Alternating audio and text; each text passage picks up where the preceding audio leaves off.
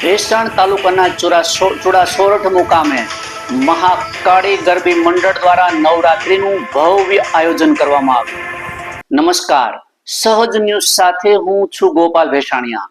મળતી માહિતી મુજબ જુનાગઢ જિલ્લાના ભેસાણ તાલુકાના ચુડા સોરઠ મુકામે દર વર્ષની જેમ આ વર્ષે પણ મહાકાળી ગરબી મંડળ દ્વારા નવરાત્રીનું ભવ્ય આયોજન કરવામાં આવ્યું હતું.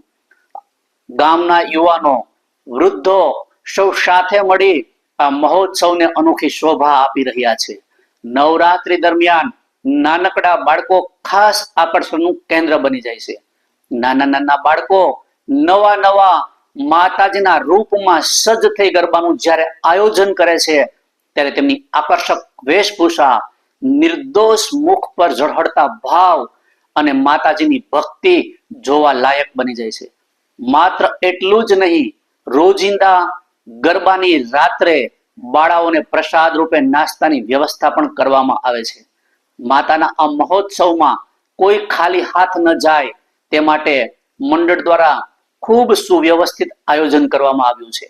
મોટી બહેનો અને યુવાનો પણ પરંપરાગત ચોલી, ટ્રેડિશનલ ડ્રેસ અને ઝગમગતા આભૂષણોથી સજ્જ થઈ માતાજીની આરાધના કરે છે અને ગરબે ઘૂમે છે. સમગ્ર મેદાનમાં થનારી થાળી અને ઘૂઘરૂની રણકાર સમગ્ર વાતાવરણને ભક્તિમય બનાવી દેશે. વિશાળ ગ્રાઉન્ડમાં માતાજીના આંગણે સુંદર મંડપ ઉભો કરાયો છે. એક આકર્ષક લાઇટિંગ અને ડેકોરેશનથી આખું મેદાન ઝગમગી ઉઠ્યું છે.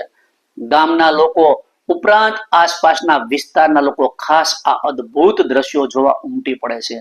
ખાસ કરીને માતાજીના હવનના દિવસે સમગ્ર ગામ ધુમાડા બંધ રાખવામાં આવે છે અને વિશાળ પ્રસાદીનું આયોજન પણ કરવામાં આવે છે.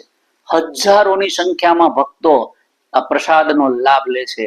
ગામના વડીલો કહે છે કે આ મહોત્સવ એ માત્ર નવરાત્રીના દાંડિયા પૂરતું જ નથી, એક ધાર્મિક પ્રસંગ પણ નથી, પરંતુ ગામની એકતા, ભક્તિની શક્તિ અને સંસ્કૃતિનું પ્રતીક છે.